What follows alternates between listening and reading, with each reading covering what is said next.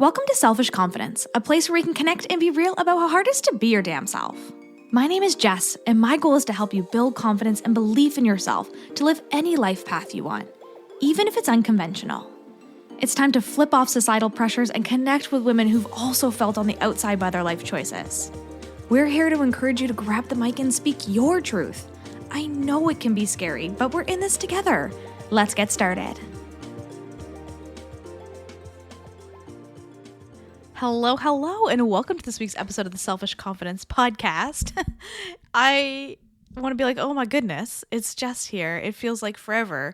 But if you've been listening to updates and if you've been listening to the podcast episodes, it probably doesn't feel like forever to you. But I haven't sat down to record an episode, let alone a solo episode, in a while. Since I had a baby. This is my first time podcasting as a mom. Whoa. What a weird realization. And I have been wanting to sit down and to record this episode for you probably since I got home from the hospital. I have been thinking about it, and almost every weekend I'm like, oh, I want to go and record that episode. I want to go and do that. And it just, time and life and things get in the way right now. And priorities have shifted a little bit, and we are 6 weeks postpartum as we get ready to record this and to share with you some details about birth story, life with a baby, and all of the things. But it just, blows my mind that we are 6 weeks.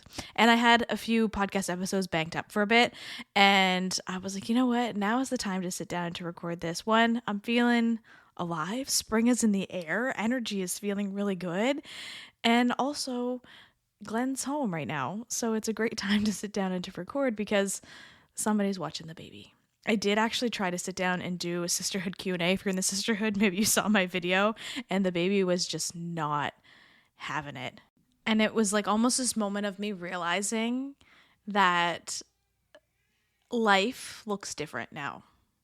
And what I could squeeze into, a 15-minute call or a quick podcast episode recording or on the fly when I'm on the go, whatever, what I could use to do, I can't do the same way. I can't predict when things are going to get interrupted or when I'm going to be able to sit down for however long a podcast episode might be. So I need to plan these things around the times that Glenn is home. And it was almost this huge realization with that Q&A call to be like, okay, things look different now. And maybe this isn't the season that I can have everything so perfectly, or that I can have it all. And I say that in quotation marks because I do think that we can live a life with all of the pieces that we want. But right now in this season, as a brand new mom to a 6-week-old, maybe I can't do it all. And not even maybe I can't do it all. I'm not even cleared to work out or to have sex again or any of these things, right? That comes, I think, this week. But even with that, it's almost like this is the mark where society wants you to bounce back. Society wants you to step back in. It's like, oh, great, you can get your body back and you can do all the things. And I'm working really hard to train my brain to see and to hear things differently. And I think I needed that moment. And even just right now, like recording this podcast episode, I've said it on my stories before. I think I've even said it on the podcast. I'm recording right now in our baby's bedroom. He obviously doesn't sleep in here. He's a potato. And I still have my podcast corner in the nursery, essentially. There's no point in moving it. It works perfectly for us right now to do it like this. And, Glenn just had to knock on the door to come in and change the diaper. Like, this is just life right now. This is how things are. And I think being adaptable and flexible in this season is the best thing that I can be. But I've had to remind myself and still continue to remind myself of that every single day, even every single hour, where I think, oh, great, 6 weeks, let's start to get on a schedule. There is no schedule. If you're a mom listening to this, and even if you're not a mom, you can understand life with kids or life in general. Getting on a schedule is not always easy to do. And it's just not always practical. And right now I'm in a season that has to be flexible and has to be adaptable. But that's why I'm so grateful for these few minutes to be able to sit down and hang out with you, and something I've been wanting to do so badly for the last 6 weeks, but just time doesn't always work in my favor right now. And that's okay. I'm really, really trying to lean into the season that It's not going to be perfect. It's going to be messy. It's going to be all over the place, and that's okay for life right now. Maybe you're in a season like that too, where you just have like no control over a lot of things. I think the unprecedented world that we're in right now, there's so many things that we just don't have control over. It's a great time to be flexible. It's a great time to be adaptable and to just lean into what we can control and what we can, like release what we can't. And so right now we're in a season of releasing what we can't. That being said, although life kind of looks a little strange right now, we are still gearing up for the Selfish Retreat coming up in the spring. It is May 23rd to 25th. It is currently sold out. There are no spots left. We just sold the last spot this week, but I wanted to let you know I'm going to put the wait list in the comments. If anything opens up and you're like, I've been wanting to go to one of your retreats, but timing and I don't always like to plan a year ahead, all of those things, I'm going to put the information down below because then you'll be the first people to know when and if a spot opens up, really. So sometimes things change. Again, unpredictable lives, right? And if you're like, oh, I've been thinking about it, but I don't know if I can commit, just get on the wait list and you'll be the first one to know if something pops up or if something opens up. There also might be some flexibility to open some things up where we are doing it at a resort that has different accommodations. We might be able to open something up. So just get on the wait list if you're interested at all. Send me a message so that we can connect and chat about it, and we can see if there's any flexibility in getting you there because I'm so excited for this retreat. It's doing something I've never done before, doing it at a space that hosts a lot of these things for us. So we'll have a chef, we'll have a delicious restaurant on site, we're going to have the spa on site, all of the things that we need that normally I like bring into retreat houses, they're all going to be there. This location is just top notch on the ocean, just incredible space close to Peggy's Cove if you're familiar with the area. And I'm just really excited to do something extra special for you and also to do something a little different. I'm kind of mimicking the way that we did things in Barbados, doing an international retreat, doing it like how I had a week-long retreat, but doing it for a weekend in a way that helps to boost your confidence and gives you that time to relax and to sit with yourself and to really just enjoy a weekend away because we don't always get that time. And I'm just so excited for this weekend. So I'll put all the information in the show notes for you. If you're like, that sounds really fun, I don't know if I can commit, but I want to get on the wait list just in case, please do. The information's there so you can snag that.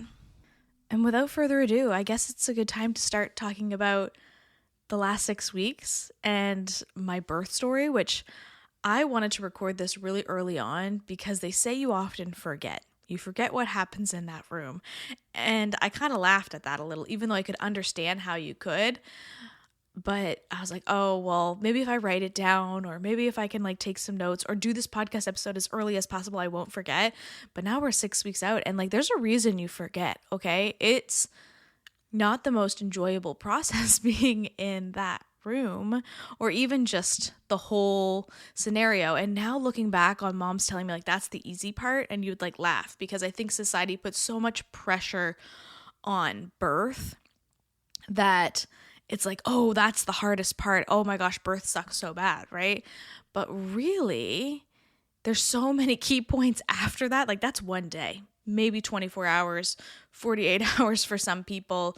Like it's just one moment, one blip in the whole process of what being a mother and what life is like. And I remember too, my friend Ashley, who I went to her birth class, and I remember signing up for her birth class and she said to me, Jess, sure, important to understand birth and what's going to happen in that room because I think there's so many fears around that, but you should join my feeding class because that's where you're going to learn so much more. And I'm so glad I did both classes because it really made a big impact in me feeling confident, stepping into motherhood a bit more.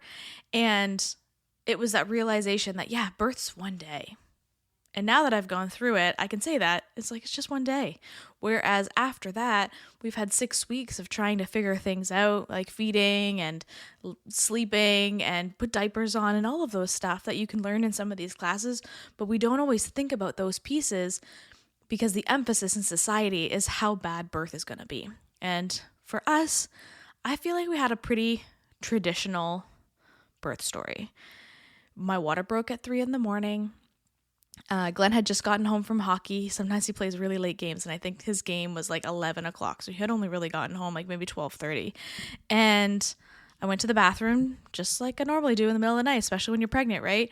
And it just seemed different. And I got a pad because that's what they tell you to do, just to see if they can, like, once you get to the hospital, test it or see if water's still coming out. And Glenn was like, "Are you okay?" And I said, "I think my water broke." And he's like, "Okay, well, let's go to the hospital then." So we went to the hospital knowing full well I wasn't having contractions. I was not in labor. They were probably going to send us home. And they did. And this allowed me like enough time once getting home to even just understand, like, okay, we're going to have a baby probably in the next 24 hours. What are the things that we want and need to do last minute in order to feel, prepared going into this? So like even just wrapping up some work or calling whoever we needed to call, or just like so many of those little things that even like just getting the dishes done, right? These little things that it's just like, I'm going to feel so much better coming home knowing these things are done. So let's just get them done. Labor's going to start at some point, and within 12 hours, my contractions had started. They started to get pretty intense. And right after dinner, I was like, we got to go to the hospital. And we went. I was 2 centimeters dilated, and they said, go walk the stairs, and then we'll get ready to admit you. Go walk the stairs for 2 hours. And thankfully, this was like not in the high point of the day, like the busiest time of the day. This was when like 7 o'clock at night. And I was like, okay, let's go just walk the stairs in my absolute worst. And I did.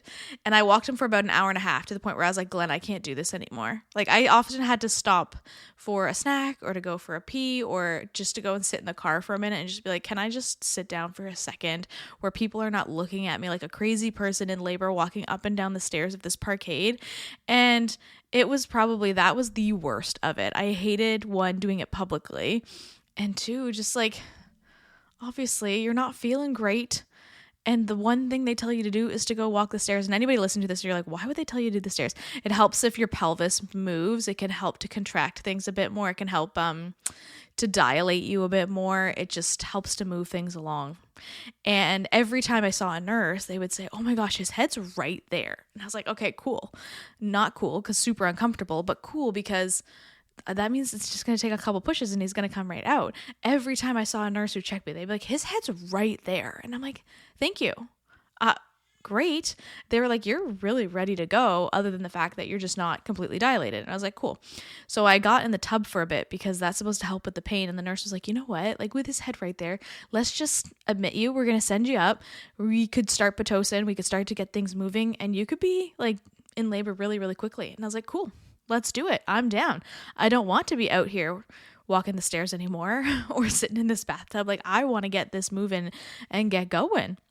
And so we moved upstairs, and thankfully I was able to get my epidural so that it could help pain control. I just didn't want to start Pitocin without that. And thankfully we were able to progress enough to get it. And through that process, slowly and actually quite quickly, like it felt slow in some moments, but once I relaxed and we put our music on, this was middle of the night at this point, and just kind of was like closed our eyes to get some rest before we pushed, I really progressed quickly. They told us it would be about 1 centimeter an hour, so I'd probably be 7 hours before I was ready to push. So get ready for a long day. But my doctor's like, I'll see you in the morning. Cool. And I was like, okay, see you in the morning. Have a great night. And I actually went from a 3 to a 10 within a couple hours. And in that process, I was able to catch a little bit of rest thanks to the epidural. And then once we started pushing, thankfully I rested before that because I pushed for 3.5 hours. Once we got to about that 3-hour mark, they were like, we might need to look into some options. And I said, excuse me, everyone told me his head's right there. Everyone told me that, like, I was ready to go. And I can be delusional. We all know that, right? I'm an optimist. I see things with glitter goggles on. And even in birth, I was seeing things with glitter goggles on, right? Especially once I got the epidural. I was like, sweet, I can do this. This is fine. And even 3.5 hours into pushing, I still had like high spirits. Like, I still felt pretty decent. Like, it wasn't the worst, I think, because I had rested beforehand, but also my contractions were really far apart, and so it gave me some time to rest in between. It wasn't until they started to progress things with some oxytocin, with some Pitocin, and to just like move things along, that things started to get to the point that I was like, okay, they're coming closer together. Maybe this baby's going to come out. But his big head did not want to. And I was like, okay, well, I don't know. Do I just keep pushing? Like the doctor was like, we're going to have to talk about some alternative measures. I don't think you need to do a C-section, but we do need to talk about potentially having to use the vacuum or having to use forceps. And I just remember one of my very good friends saying to me, Jess, you do not want those forceps. Like that is the worst. So when they come in here and they say those things, again, I think this is why it's so important to not always put your fears or to put your pieces of maybe bad experiences or what you've heard into other people, especially to new parents, because in my head, all I could think about was my very good friend of mine who said it in like, just in passing, like never even really thought anything of it, but saying like, hey, you do not want that. And then that having to be the measure that I had to take, like that having to be the way that I needed to go. It was really scary. Like that was probably the only moment, and even now I can think about it and be a bit emotional about it. That was like a moment of real fear, right? Because I don't know anything about what's going on. I don't even know what forceps look like. Honestly, I don't even really still know what they look like. Glenn just calls them the big spoons. When they pulled out the spoons, and thinking about it now, I'm like it was just one of those outer bottom moments where you're exhausted, you've been pushing for so long, and then all of a sudden the thing that you've been told you probably wouldn't want is the only option that's going to get out your baby. And again, his head was right there, and they just kept reassuring me like it's not going to take that much to get him out. He just needs a little bit of help. And they can tell you that, but I remember laying there just being so anxious, even with an amazing medical team around me. Like seriously, amazing team. We had multiple doctors. At that point, the NICU team was in there too, just in case, extra nurses, all of the things. Like it was like support on steroids. Like there were so many people who wanted to support and help us. The nurses, like we had multiple nurses. It was just such an incredible team at the IWK. Like, wow, just absolutely incredible, but still really, really scary. And for first-time moms, and honestly, for so many of us, we have no idea what's going on in that room. So it is scary. Like, even if they were to bring in, like, the easiest thing in the world, I'd still probably be nervous and apprehensive about it because you're just like, I have no idea what to expect here. And so regardless of the doctor and me being reassured by so many people that this was the best doctor, like, this was her thing. She loved using the forceps, and she was so incredible at it. Like, still, if you were going to come at me with something, right? And it can still be scary with a knife. And you're like, this is the world-class knife person. They juggle with knives all the time. I'd still be nervous if you started juggling with knives around me, okay? And so essentially that's how it felt. And oh man, even now thinking about it, I just remember my doctor saying and whispering in my ear, like, Jess, you got to stop moaning. Like, that's not helping the pushing.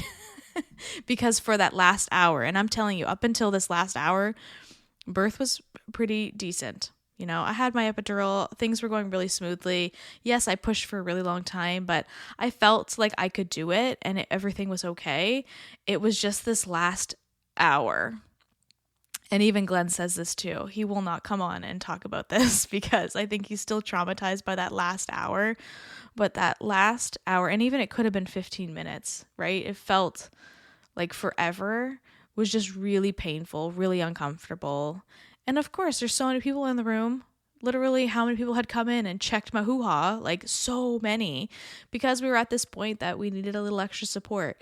And so up until that moment, it was a really overall great experience. And even with that, not that bad. I say that now. I think this is one of those moments. And I made fun of my very good friend Geneva. She said this like, oh, it was totally fine. And then you ask her husband and he's like, it was not totally fine. Like, pregnancy sucked, birth sucked, all the things. And you just forget it. And I think that's why I wanted to sit down and record this podcast episode. If there's questions and more details on things that you want, I'm happy to give them to you. I'm happy to try to, jog my memory bank or even ask Glenn for things on some of this stuff, because I would like to share whatever I can to help you more with this process. If you're a new mom and you're listening to this or you're pregnant right now, you're like, I would like to know what happens in that room, or I would like to know more about your experience on this. Please ask me. Like, I'm truly an open book, and I want that to be the case when it comes to motherhood, when it comes to my journey in so many different ways. But honestly, you do forget. Like, I'm telling you, I'm only 6 weeks postpartum, and you tend to forget some of these pieces. And I think your body does that, one, to cover up the trauma that you experienced, whether it wasn't that bad in the room, or even you think right now it wasn't that bad, but also so that you do it again. They want you to do it again. Who's they? I don't know. Spirits? God? Your partner? I don't know. But they want you to do it again. So they just erase your memory. It's like the Wizards of Waverly Place, like putting on a spell, or like Harry Potter, and they're like putting on a spell on you so that you forget things, so that you do it again. And I truly do think that's the case, because even right now I could sit here and be like, it wasn't that bad. Like, sure, it was over 24 hours, and sure, it was, I can remember laying on that bed moaning in pain because my epidural did run out in the end, and that wasn't the most fun experience of my life. But that last piece was really quick. And I can say that now that it's over and I'm healed from it, and not wearing diapers anymore and all those things. But in the moment, I should have recorded the podcast episode then. And then probably you'd never have a baby if I did that. That's a reason why you don't podcast in your birthing room.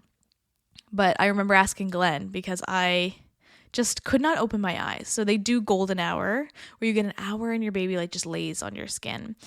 And I remember not being able to open my eyes. Physically, not being able to open my eyes because, well, one, they were stitching me back up and I was just in so much pain that I was just like, you know what? I'm just going to lay here with my eyes closed and process what the heck just happened. And, the nurses and everyone's coming like, oh, wow, like he's such a sweet baby, or he's so beautiful, or he didn't cry like at all. Like, I think he cried when he came out, and then he got placed on my chest and he was silent. He just laid there with me for like an hour.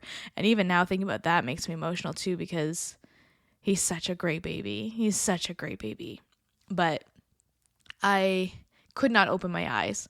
And I remember them saying something about like my placenta, or saying something about other things in the room. And I was like, Glenn, take pictures, because I can't open my eyes. I want to see it. I know in a couple hours from now, when I'm feeling better and I've eaten something, I'm going to want to see this. But right now, I don't want to open my eyes. I can't even picture like how many people were in the room, because my eyes were closed for so long. The whole hour, I just lay there with my eyes closed. And Glenn took some pictures, but he says now, he's like, Jess, you weren't looking that great. I don't think you wanted the pictures of you, but he did take like pictures of my placenta. He took pictures of like the room and things like that, because I wanted to see it.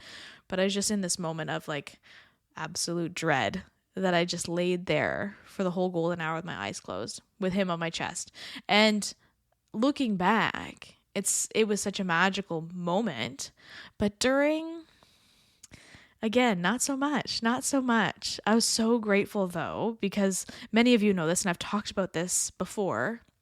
I was sick my entire pregnancy, from basically week 6, when your placenta is developed, to the absolute bitter end. I was puking in the delivery room. Like, that is where we're at. It was horrible to be sick that entire time. But as soon as he was out and the placenta was out, I felt like $1,000,000. It was the first time I ate chicken in 9 months. We went up to the room and I ordered a chicken stir fry.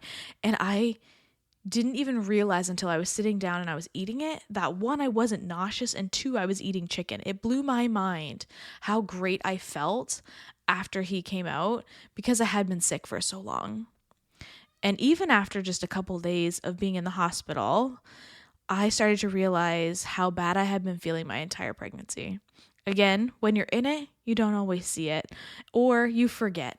And I've talked about how sick I was, how nauseous I've been for the whole pregnancy, but I don't think I realized how depressed I was for my entire pregnancy. And even looking back to Speak Up and doing my event, I was pretty numb for the entire event. I remember people asking me like, oh, are you looking forward to it? What's going on? Oh my gosh, like, I can't believe we're here. This is such a big deal.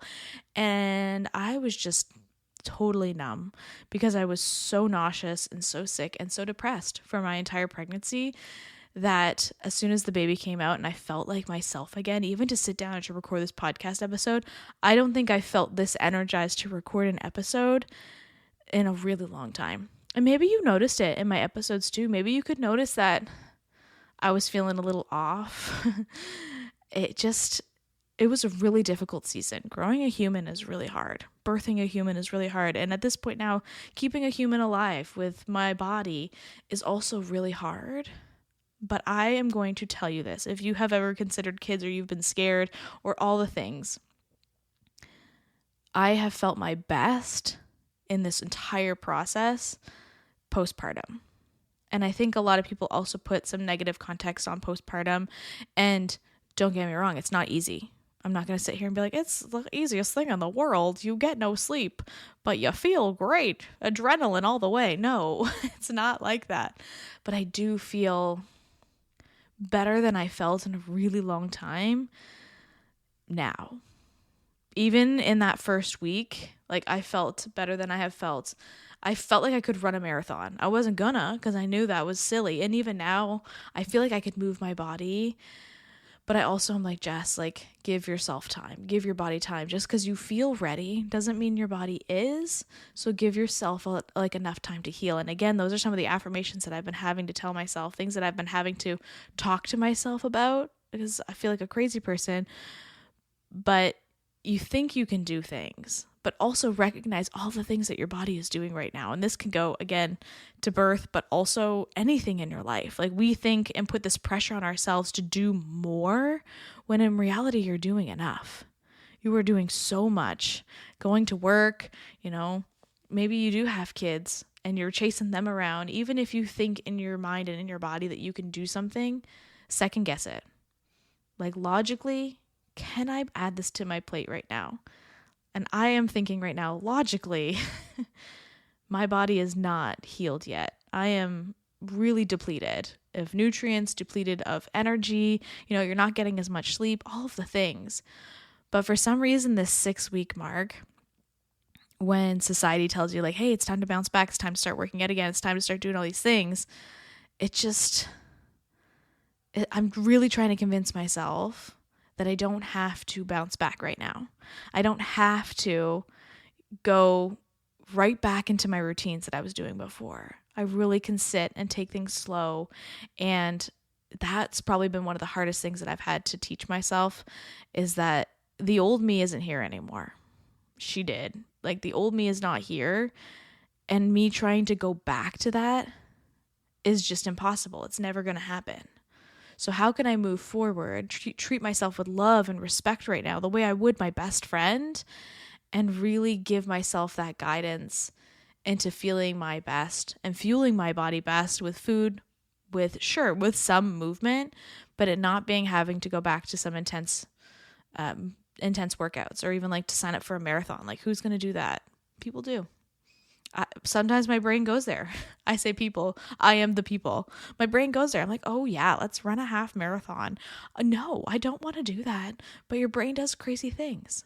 And so it really is a constant reminder of like, okay, Jess, check yourself.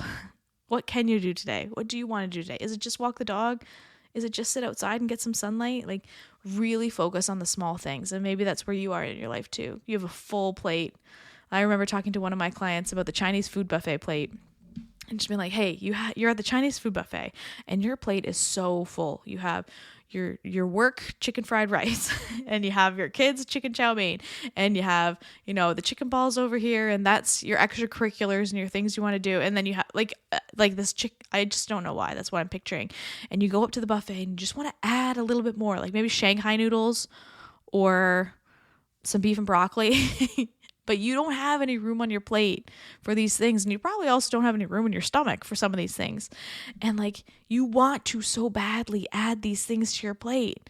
But in order to do that, you're going to have to get rid of something else or minimize something else or, sacrifice something in order to do this. And right now, I think I'm using that workout schedule that I used to have. And some of the things I used to love to do, I'm sacrificing some of that to be able to focus on my family. And that's just the season that I'm in, and that's okay too. But I would love to answer absolutely any questions that you have. I'll put a little question sticker on my stories. If you're not following me on Instagram, go check it out at jess.clerk on Instagram. And I'll make a little spot where you can ask any questions and I can do a podcast episode. I honestly feel like this one's like, I don't even know what people would want to know or what you'd want to hear, but I know people love to hear these stories. They want to know what happened in the room. And again, although some of it is blurry, I think if you asked me a specific question, I could probably get pretty clear on it, or ask Glenn. I'd be like, hey, what happened in there? The other thing is these last 6 weeks. These last 6 weeks have been, I don't know. I don't even know how to explain it, because I never wanted kids. You know that. I never wanted this. And until I did, right? Obviously, I changed my mind and we did decide to go with this process, but I never really pictured my life with a child. But I can tell you this, I always felt like I was supposed to have something in my arms. Oh man, I'm going to feel emotional thinking about this now too. Like I've always felt this feeling of a hug. And I used to tell myself like it was this feeling of like hugging my younger self, or, wanting to hold something so special, or, just wanting to be hugged. And now that he's here, our little baby boy was born. I should even tell you the details, right? He was 7 pounds, 15 ounces, so just shy of 8 pounds, January 28th at 8:30 in the morning. And he just fits so perfectly. And I still say to Glenn all the time, like, I can't believe we have a baby. Like, can you understand that this is ours? Like, you can't just leave home and leave your baby at home like you would your dog. Like, it's a totally different ballgame. But it just feels so beautiful, and you catch yourself just looking at him. He's a wonderful little guy. He sleeps relatively decent. He eats great.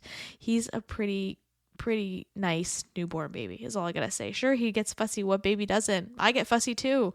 But he's just a really, really wonderful baby.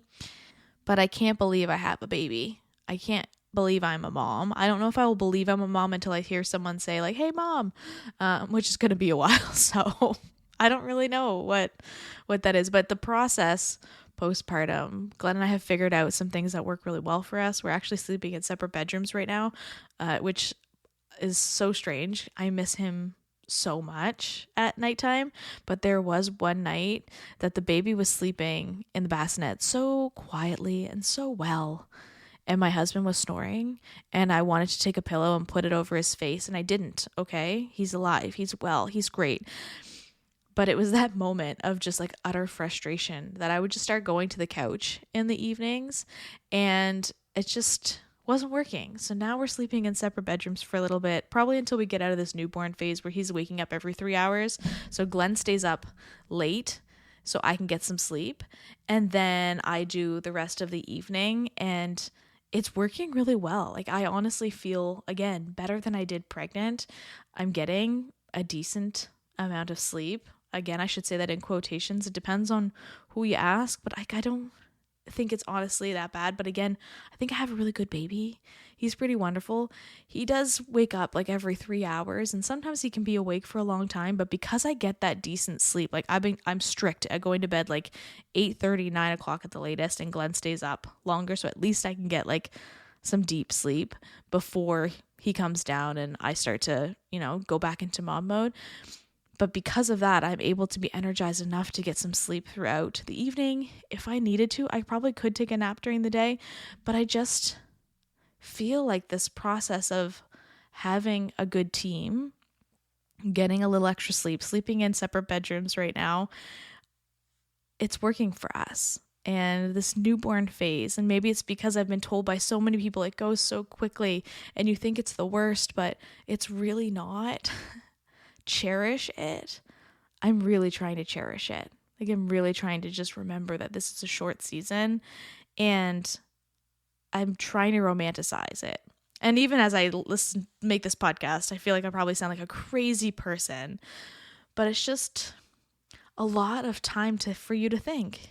and to readjust what your thoughts are and to really try to focus on the good here.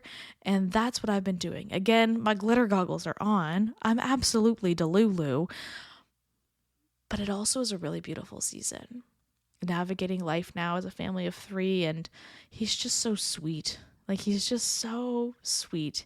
And you might be wondering, Jess, why aren't you sharing his name with us? And I'll tell you, for me, we've talked about this a lot. And this might change, right? Again, I'm figuring things out as I go.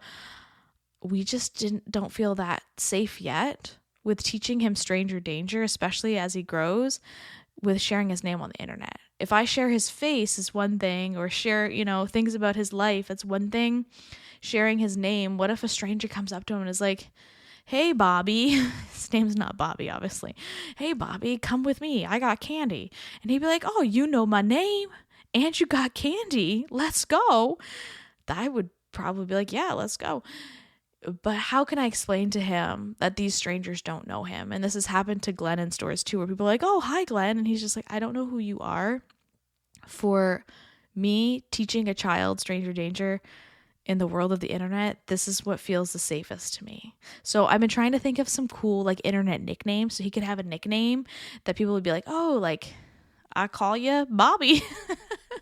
and he knows if someone calls him Bobby that maybe they don't really know. It's just, I'm trying to figure out stranger danger, and maybe you can have some tips on this too. If you're like, Jess, this is how I navigated it, or this is what I've been thinking. I honestly have no idea what's the right thing to do. And again, it could change in a year from now. Everything on how I feel about this could totally change.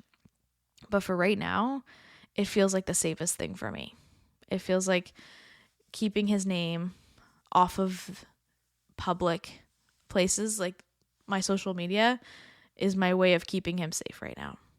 And so that's what I'm figuring it all out as we go. But yes, that's kind of why we're not sharing his real name. But if you got a cool nickname that you've been thinking, you're like, oh, this would be a good one. I was thinking Beans, but all you can think about, and maybe all I can think about, I should say, is the weird kid from Even Stevens. His name was Beans. So I still kind of like it. But anyways, I don't really have anything else to share. I probably do. I could probably sit on this mic for hours because I have just been missing you so much. But you're not going to want to listen to an hour-long episode of me just rambling by myself of my brain things. Until then, I will make another episode for you next week. But if you have specific questions or things that you're like, let's talk about this, Jess, send me a message. Send me a DM on Instagram, because I want to be able to talk about the things that you want to talk about here too. And I'm slowly starting to rebrand this podcast. It's still selfish confidence. It's still all about, unconventional life paths and, having your confidence in these seasons. But I do want to make a new intro. I made a new podcast cover. So we're just slowly dabbling our creative juices into a little bit of a rebrand, but nothing crazy. It's not going to become a mom podcast. We're here to still talk about confidence, and I'm pretty excited about that. So I hope that you are having a wonderful day and a wonderful week. And that's pretty much all I got. I'll talk to you soon. What's up, sis? I am so glad we could hang out today. If you love this episode, send it to a friend or share it on your social media and tag me so I can personally thank you for helping me sprinkle some confidence in the world. And don't forget, you are magic. Let's show the world your shine.